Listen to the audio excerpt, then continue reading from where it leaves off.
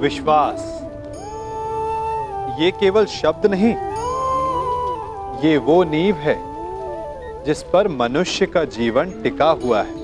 किंतु आज या तो हम किसी पर अविश्वास करते हैं या फिर किसी पर अंधविश्वास। दोनों ही परिस्थितियां घातक होती हैं, क्योंकि जहां अविश्वास हमारे मन में भय और असुरक्षा को जन्म देता है, वहीं अंधविश्वास आक्रोश को। तो प्रश्न ये उठता है कि विश्वास की परिभाषा क्या है? विश्वास की परिभाषा जाननी है तो अपने मन से पूछिए। पहले स्वयं पर विश्वास कीजिए कि आप इस संसार के सबसे महत्वपूर्ण व्यक्ति हैं, और ये विश्वास आपको अपनी शक्ति का ज्ञान करवाएगा और शक्ति अपने उत्तरदायित्व का, और फिर अपने आप लक्ष्य मिल जाएगा, मार्ग मिल जाएगा।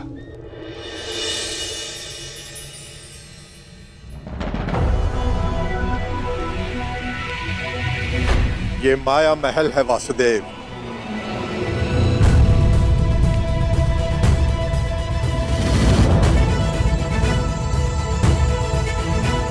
अद्भुत भद्र विश्वकर्मा, बहुत ही सुंदर भवन है। मैंने सोचा देवी पांचाली के मनोरंजन के लिए कुछ विशेष प्रयास कर लूं।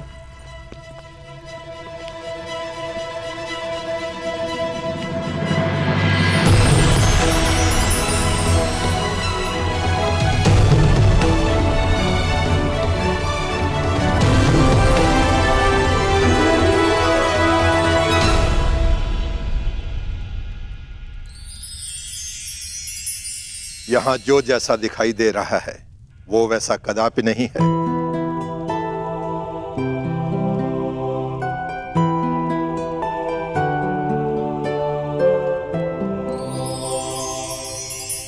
गुप्तचरों से सूचना प्राप्त हुई कि पांडव राजसूय यज्ञ करने वाले हैं और आप भी वहां जाएंगे। यद्यपि कृष्ण के मित्र मेरे स्वाभाविक शत्रु हैं, हाँ। परंतु पिता के आदेश के कारण जाना होगा। तो कुछ ऐसा कीजिए ना कि आपके स्वाभाविक शत्रुओं का प्रयोजन विफल हो जाए। नीति कहती है कि यज्ञ में निमंत्रित अतिथि का अतिथेय द्वारा अपमान हो जाए तो यज्ञ भंग हो जाता है।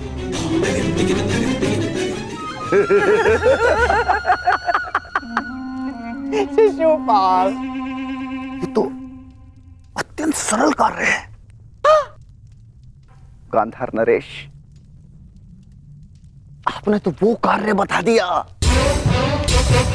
इसमें मुझे सर्वाधिक आनंद की अनुभूति होती है। अपमान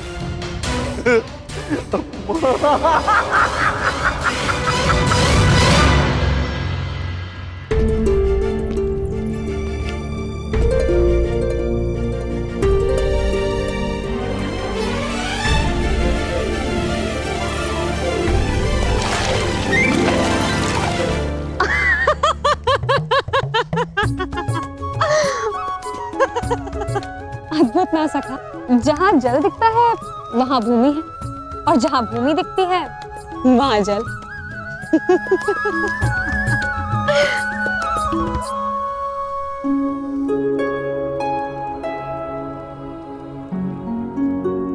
सखा,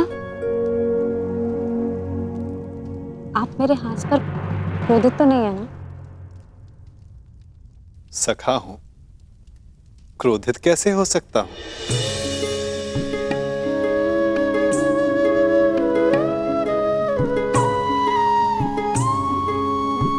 परंतु कदाचित कोई और क्रोधित ना हो जाए। प्रणिपात माता। निमंत्रण भेजे जाने के लिए प्रस्तुत है।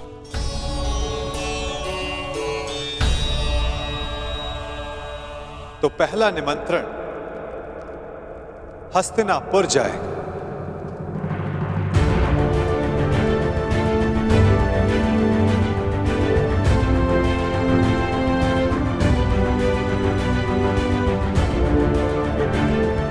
क्या हुआ पार्थ?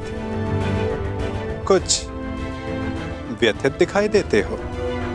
हाँ माता, शंका है कि क्या दुर्योधन यहां आना स्वीकार करेगा। उसे तो हमारी उन्नति तनिक भी नहीं सुहाती, और यदि वो यहां नहीं आया तो माता कुंती यहां अकेली कैसे आएंगी? प्रयास करना हमारा कर्म है पार्थ, और ये कर्म बिना परिणाम सोचे करना होगा। कदाचित फल हमारे हित में हो। मैं हस्तिनापुर निमंत्रण स्वयं लेकर जाऊंगा, क्योंकि केवल माता कुंती को नहीं, तुम्हारे कुछ और संबंधियों को भी यहां लेकर आना है।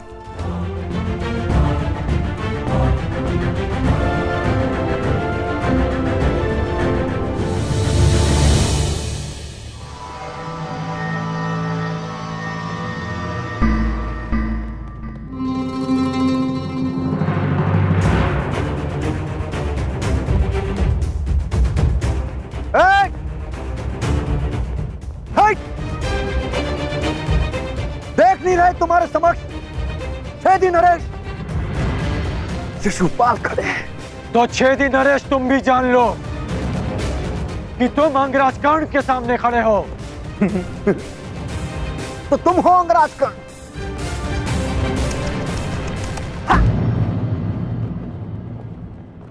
दान में बंजर भूमि क्या मिल गई? स्वयं को राजा समझ बैठा। भूल गए कि सूत का काम रथ की बागडोर संभालना है, राज्य की नहीं।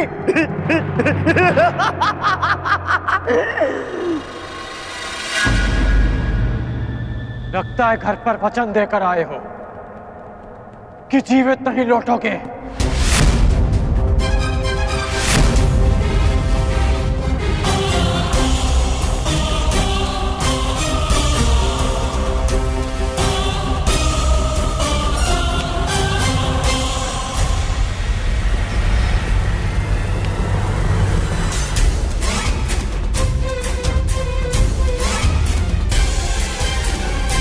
अरे मित्रकर्ण, ये शिशुपाल है, ये मेरे अतिथि हैं और मेरे मित्र भी, और इस नाते से आप दोनों भी मित्र ही हुए।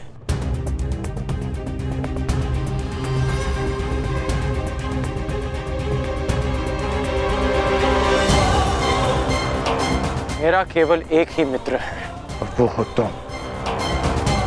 और तुम्हारे अतिरिक्त किसी को मित्र बनाना होगा तो इस बार चयन में सावधानी बरतूंगा।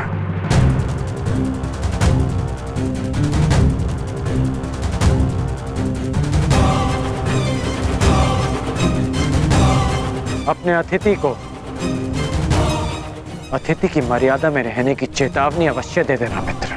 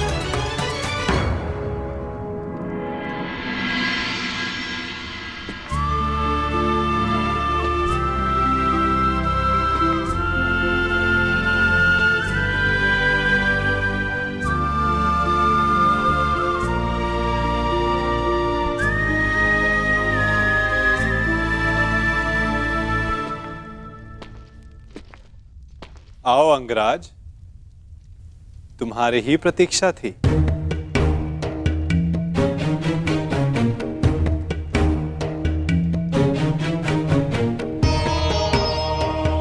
क्षमा कीजिए वासुदेव, मुझे ज्ञात नहीं था कि आप भी यहाँ हैं। कोई समस्या नहीं मित्र।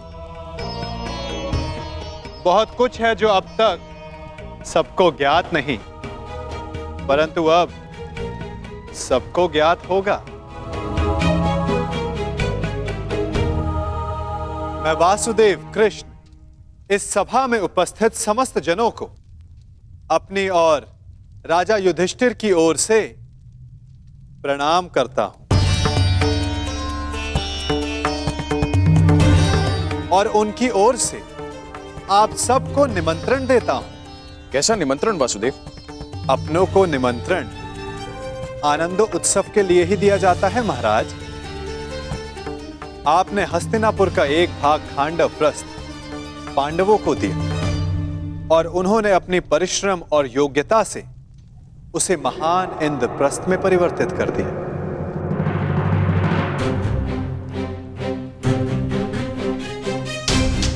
और अब इंद्रप्रस्थ एक प्रसन्न और स्वतंत्र देश है और युधिष्ठिर भी उस पर न्याय और धर्म पूर्वक शासन चला रहे हैं।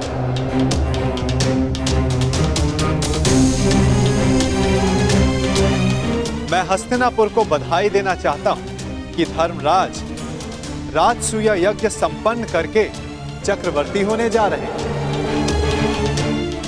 और उन्होंने सादर आप सबको इस यज्ञ के आयोजन में निमंत्रित किया है।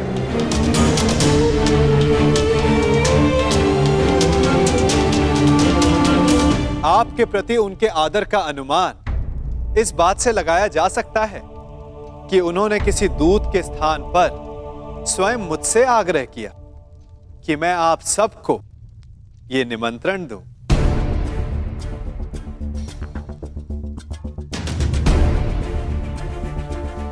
वासुदेव, यह जानकर प्रसन्नता हुई कि पांडव पुत्रों ने बंजर भूमि को इंद्रप्रस्थ बना दिया। महाराज, इस समारोह में हमारा सम्मिलित होना आवश्यक है।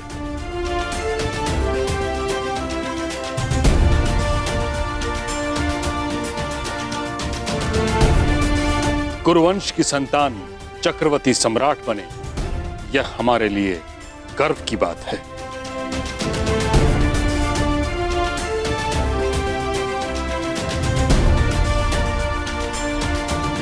ये कुरु परिवार के लिए अवश्य गर्व की बात है ताचरी, परंतु हस्तिनापुर यदि इस यज्ञ में सम्मिलित हुआ तो क्या यह राजनीतिक रूप से उनकी अधीनता मानने के समान नहीं होगा?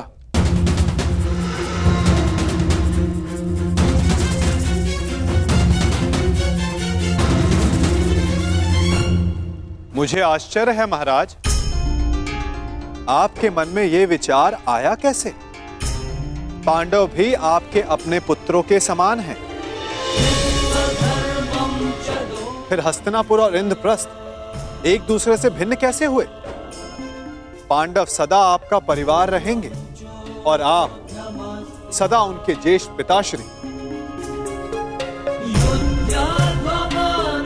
जिनकी माता ने परिवार के मान के लिए इंद्रप्रस्थ में नहीं अपितु हस्तिनापुर में रहना श्रेयस्कर समझा, वो पांडव आपको अपने अधीन बनाने का विचार अपने मन में कैसे ला सकते हैं? फिर भी निर्णय आपका है। आप चाहें तो पांडवों को अपना मानकर उन्हें आशीर्वाद दे सकते हैं,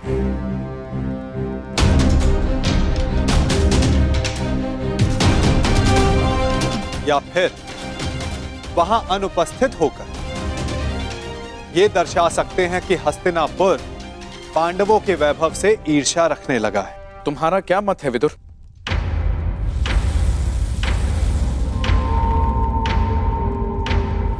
मेरा मत है कि यज्ञ में जाना उचित होगा।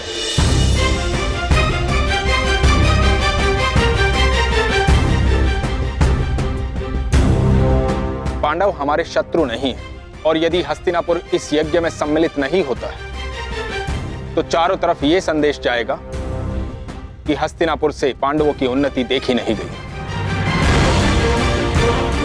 और यदि किसी कारणवश राजा किसी आयोजन में सम्मिलित होना अपने पद की गरिमा के अनुकूल नहीं समझते तो युवराज को भेज सकते हैं।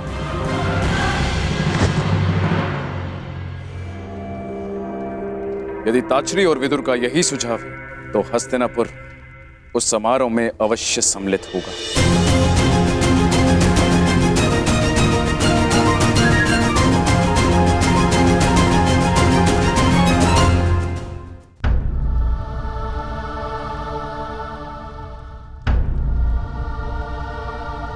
क्या हुआ अंगराज? प्रतीत होता है कि आपको इसमें कोई आपत्ति है। निमंत्रण आपके लिए भी है। नहीं वासुदेव, मैं उस यज्ञ में भाग लेना उचित नहीं समझता।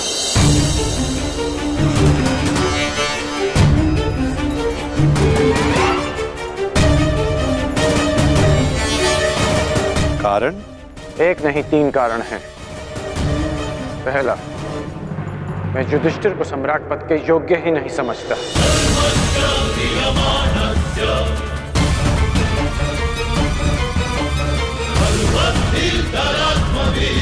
दूसरा, मेरी दृष्टि में युधिष्ठिर युवराज दुर्योधन से उत्तम शासक नहीं है।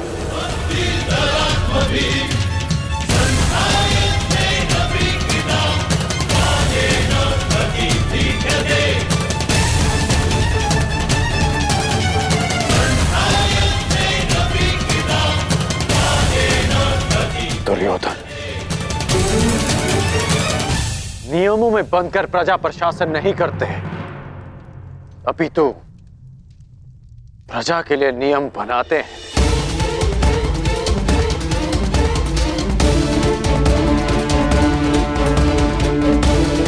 और मुझे पूर्ण विश्वास है कि मेरे मित्र के राज्य में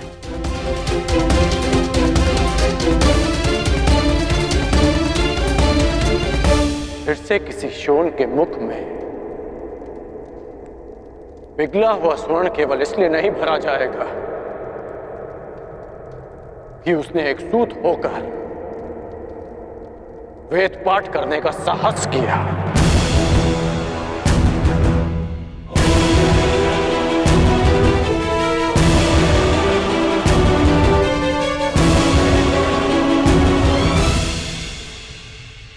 और तीसरा और सबसे बड़ा कारण, मैं धर्मराज के परिवार का सदस्य भी नहीं।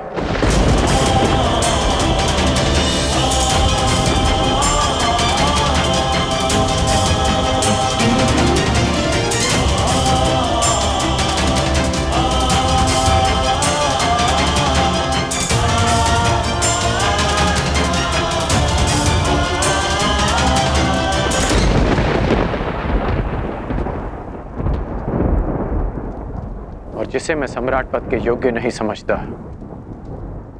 मैं उसे उस पद की बधाई देने नहीं जा सकता।